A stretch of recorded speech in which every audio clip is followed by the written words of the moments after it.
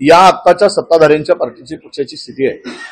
जेवढा नाळा लवकर भरतो नदी म्हणजे आणि लवकरच तो ओसरतो, पण काँग्रेस हा निरंतर वाहणारा पक्ष आहे, निरंतर वाहणारा, जसं नदी नाले असतात त्याप्रमाणे त्याला समुद्र म्हणतात। पण हा विचार आणि ज्या विचाराने हा पक्ष उभा झालेला आहे तो विचार देशातील जात पात धर्म पंथाला गाळून माणुसकीचा पक्ष म्हणून किंवा मानवतेचा विचार म्हणून आणि सर्व जाती धर्माचा सन्मान करून सर्वांना न्याय आणि हक्क देणारा पक्ष म्हणून जनता बघते आहे।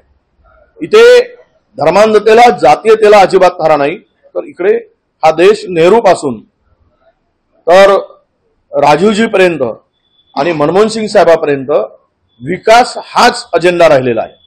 डेव्हलपमेंट आणि त्याबरोबर ह्या देशाची एकात्मता आणि एकसंघ देश ठेवण्यावरच काँग्रेसचा भर राहिला आहे। आणि 2024 मध्ये जे देशातील एकूण वातावरण वारे व्हायला लागले, हा बदलांचे वारे, पूर्ण देश हा आता या सरकारला बदलण्याची मानसिकता तयार करून बसलाय आणि तो त्यांनी निवडणुकीपर्यंत अजिबात कुठलीही रिॲक्शन दिली नाही, पण निवडणूक आल्यानंतर जनतेने ही निवडणूक स्वतः हातात घेऊन काँग्रेसच्या पाठीमागे मजबूतीनं काँग्रेसच्या पाठीमागे जनता आता उभी झाल्याचं दिसतंय। मी तुम्हाला म्हणालो अतिरेक म्हणून नाही किंवा अतिशोक्ती म्हणून नाही, भारतीय जनता पक्ष आणि त्यांच्या एनडीएचा सुपडा साफ झाल्याशिवाय राहणार नाही आणि लोकांनी इंडियाच्या हातात या देशाची सत्ता देण्याचा निर्धारच केलेला आहे। कारण या जुलमी आणि अत्याचारी आणि ज्याला आपण तानाशाही प्रवृत्ती आहे, या प्रवृत्तीला जनता विटलेली आहे। म्हणून पवार साहेब म्हणतायत की 24 नंतर हे सर्व पक्ष काँग्रेसमध्ये, अनेक पक्ष काँग्रेसमध्ये विलीन होतील, अनेक पक्ष, तर त्यांच्या म्हणण्यामध्ये तथ्य आहे। आणि पवार साहेबांसारखे मोठे नेते ज्यावेळेस बोलतात त्यावेळेस त्यांना फार दूरचा सगळी अभ्यास करून फार दूरवर त्यांना ते सगळी दूरदृष्टी आहे आणि तो दूरवरचा खोलवरचा विचार करून बोलतात। त्यामुळे मला वाटतं की यामध्ये 24 मध्ये सत्ता परिवर्तन होणार आणि भरकटलेले काही पक्ष इकडे तिकडे गेलेत त्यांना दबावामध्ये आणून, त्यांना प्रेशर टाकून ती सर्व एक ताकदीची मोठ सर्व काँग्रेसमध्ये येईल आणि काँग्रेस पुन्हा या देशाची धुरा मजबूतीनं सांभाळेल। राजन विचारेंनी दावा केलेला आहे की 2013 मध्ये 5 आमदारांना घेऊन एकनाथ शिंदे हे काँग्रेसमध्ये येणार। ती चर्चा त्यावेळेस झालेली होती असं मला वरिष्ठांनी सांगितलं होतं, कारण मी नुकताच 2005 मध्ये काँग्रेस पक्षात प्रवेश केलेला होता आणि त्यावेळेस ही चर्चा आणि कुजबूज होती की एकनाथ शिंदे पक्षामध्ये प्रवेश करतील अशी चर्चा त्या वरिष्ठांमध्ये आणि काँग्रेसच्या वर्तुळामध्ये त्यावेळेस होती। बारामतीमध्ये मोठ्या प्रमाणात पैसे वाटण्याचा आरोप करण्यात येतोय शरद पवारांच्या पक्षात। नाही, आता लोक सत्ता आणि संपत्तीला लात मारून या राज्यामध्ये फुटीरवाद्यांना संपवण्याचाच निर्धार करून मतदानासाठी गेलेले आहे। तुम्ही त्यामुळे सत्ता आणि पैसा कितीही वाटला तरी त्याचा परिणाम जनतेमध्ये होणार नाही आणि जनतेने ठरवलं आहे की यावेळेस कोणत्याही परिस्थितीमध्ये मतदान हे भारतीय जनता पक्ष आणि फुटीरवाद्यांना करायचं नाही, तर तो इंडिया आघाडी महाविकास आघाडीच्या पाठीमागे उभं राहायचा निर्धारच केलेला आहे। त्यामुळे प्रत्येक गावामध्ये 70% 80% जनता मतदान आमच्या इंडिया आघाडीला करताना दिसत आहे। संजय राऊत यांनी एक गौप्यस्फोट केलेला आहे। ते म्हणाले की अयोध्येच्या हॉटेलमध्ये एकनाथ शिंदे म्हणाले होते की माझ्या मागे ईडी आणि सीबीआय आहे, त्यामुळे मोदींकडे जाऊ। नाही, हे तर लपून राहिलेलं नाही, हे सत्यच आहे। आणि तो जोशी बुवा कोण हे सगळ्यांना माहित आहे। त्यामुळं फरार जोशी बुवा का झाला होता, नंतर का प्रगटला वगैरे हे काही सांगायची गरज नाही। ते गेलेत म्हणजे काही त्यांच्यावर दबाव होता, त्यांना असू शकतो आणि आमचे संजय राऊत म्हणतात त्यामध्ये तथ्यही आहे। जो शरद पवारांनी जे बोललं त्याच्या संदर्भात असं एक शंका आहे की शरद पवार स्वतः हे काँग्रेसमध्ये न होता. तुमची काय माहिती? ना असं आहे, तो निर्णय शरद पवार साहेब मोठे नेते आहेत आणि ते राज्यस्तरावर काही कुठलीही या संदर्भातली चर्चा अपेक्षित नाही आणि तो अधिकारही नाही. त्यामुळे हायकमांडकडे काय चर्चा होते आहे त्या संदर्भात मला माहित नाही. आता आपण जसं बोलला की पवारांना दूरदृष्टी असलेले नेते आहेत, त्यांचे हे संकेत काय मानायचं की काँग्रेसला अजून बळकटीकरण होणार? आणि यापूर्वी पण आपण बोललो तर Congress leading from the front. त्यांचा जन्मतःच काँग्रेस विचारधारा आहे. ठीक आहे, काँग्रेस अ आणि ब असू शकतो, पण विचारधारा मात्र ती मूळतः काँग्रेसचीच आहे, गांधी विचारधाराच आहे. ते तालमीतच त्या तयार झालेले आहेत. यशवंतराव चव्हाण पासून त्यांच्या कारकिर्दीला जी सुरुवात झाली त्यामुळे त्यांना स्वाभाविक आहे की उद्याही काँग्रेस मजबूत व्हावी तर देश मजबूत होईल.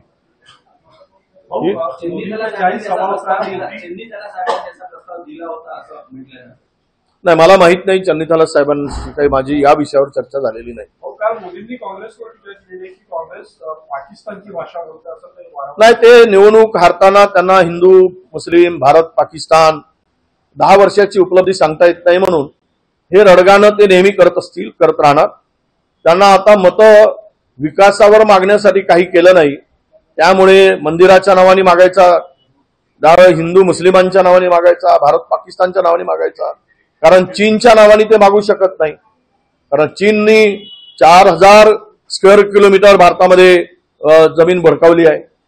56 जे आमचे सर्चिंग पॉइंट होते त्यातील जवळपास 33 सर्चिंग पॉइंटवर आमचे शिपाई जाऊ शकत नाही. इतकी कोंडी केली, त्यावर ते बोलू शकत नाही. त्यामुळे ते मतदानासाठी भारत पाकिस्तान बोलत राहतील.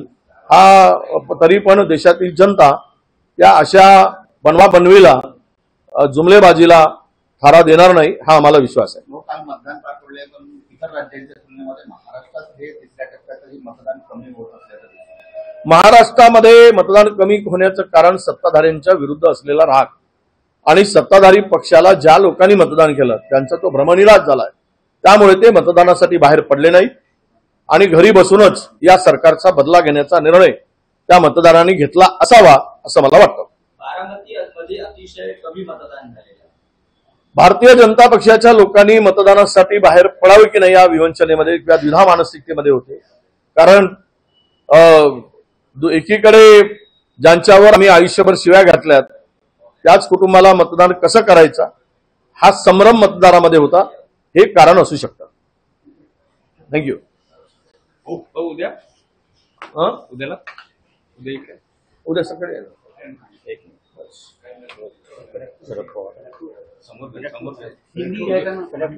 तिथेच घ्या ना, जागा 1-2 माईक करून टाका ना बाकीचे मराठीवाले ठेवून द्या. हिंदी चला सांग काढू का रे?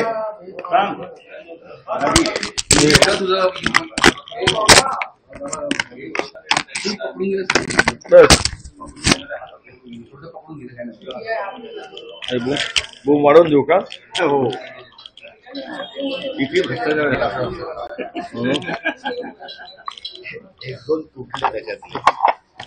तुटले आहेत, 1-2 तुटले आहेत, ते परत लावून घेतो म्हणून.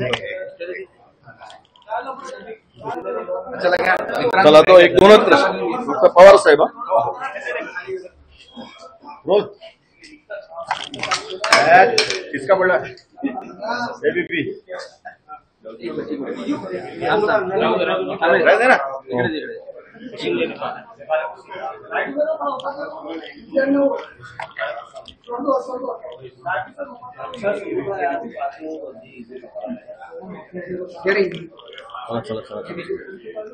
चलो कौन रोल हिंदी.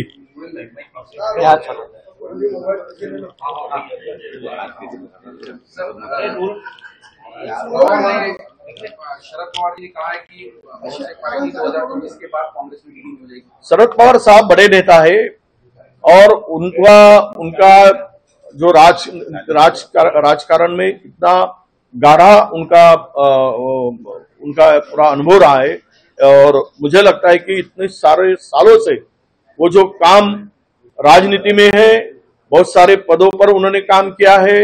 एक देश के बड़े नेता के तौर पर उनका नाम लिया जाता है। बड़ी दूरदृष्टि रखने वाले नेता है वो। अगर वो ये सोच रहे तो देश का माहौल बदल गया है और किसी भी हालत में इस देश में मोदी सरकार की वापसी नहीं होगी। और जो भी छोटा मोटा पार्टी इधर उधर कुछ प्रेशर में, दबाव में इधर उधर भटक गए थे, वो सब सारे के सारे कांग्रेस में विलीन होंगे। और कांग्रेस की देश की आवश्यकता है, जरूरी है, ये जनता को भी पता है, क्योंकि सबको पता है कि जो अकाली बारिश होती है और नदी नालियां भर के निकलते हैं और जमीन और लोगों को बड़ा खेत का नुकसान कर देते हैं, वैसा ही कुछ पार्टी कुछ समय के लिए पावर में आती है। कांग्रेस तो संत बहने वाली बड़ी नदी है, गंगा के समान, वो बहती रहती है। वो ना कभी धार कम होती है, ना बढ़ती है, ना किसी का नुकसान होता है। तो कांग्रेस एक विचार है और ये वो विचार को कोई खत्म नहीं कर सकता जो गांधी विचारधारा से जुड़ी है। अब लोग जात पात धर्म पंथ के ऊपर जाकर सबको साथ लेकर सब जाति धर्मों का सम्मान करके विकास के रास्ते पर चलने वाली हमारी पार्टी है। और इसीलिए जो विनाश की सोच रखने वाली पार्टी है वो कुछ समय के लिए आती है। जो जैसा मैंने कहा था बेमौसम बारिश, वैसा ही वो पार्टी का काम होता है। ये आती है निकल जाती है। आपको 2024 में इंडिया आघाड़ी की सत्ता दिखेगी और पावर में आएंगी और फिर देश में जो बदलाव दिखेगा विकास के तौर पर। और जो देश एक संविधान मिटाने की बात हो रही थी, देश को तानाशाही पद्धति से काम करने की, जो देश चलाने की बात हो रही थी, और इसी के साथ में डेमोक्रेसी को भी एक धोखा इन लोगों ने निर्माण करके रखा था।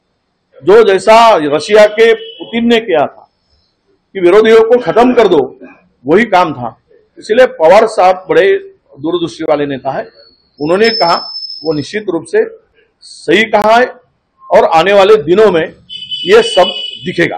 कितनी पार्टियां विलीन हो सकती है, कुछ आशंका है? नहीं, बहुत सारे छोटा मोटा जो पार्टी इधर उधर गए थे, किसी को दबाव डाल के लेके गए थे, प्रेशर में गए थे, कोई और किसी कारणवश हो गए थे, तो वो सब पार्टियां देश भर में जो है उनको लगता है कि देश कांग्रेस के हाथ में सुरक्षित है और कांग्रेस ही देश को आगे बढ़ा सकता है, यह विश्वास भी है। तो पवार साहब ने कहा, वो बिल्कुल सही कहा है, आने वाले दिनों में ये दिखेगा। वो शरद पवार आपके साथ आ सकते हैं क्या? ऐसी कुछ चर्चा है क्या, या फिर शरद पवार से कुछ बात? नहीं, इस बारे में पवार साहब बहुत बड़े नेता है और राष्ट्रीय नेता है वो, तो उनकी चर्चा यहाँ राज्य लेवल पर, स्टेट लेवल पर नहीं होती। वो हाईकमान के साथ में क्या होगा, क्या हुई, इसके बारे में मुझे कोई जानकारी अभी नहीं। शरद पवार आए तो उसका फायदा होगा? नहीं, निश्चित रूप से वो फायदा तो हर एक को, कोई भी आते हैं तो बड़े नेता है, वो बड़ी पार्टी है, विचारधारा से जुड़े हैं, गांधी विचारधारा से जुड़े थे, तो वो निर्णय जो है वो हाईकमान लेगी। और कभी भी 1+1 = 2 ही होता है, माइनस होने का सवाल नहीं आता है। तो पर निर्णय का विषय है वो दिल्ली में होगा। राहुल जी लेंगे, हमारे राष्ट्रीय अध्यक्ष लेंगे, मैडम हमारे सोनिया जी लेंगे, वो निर्णय उनका है। एबीपी माझा, उघडा डोळे बघा नीट।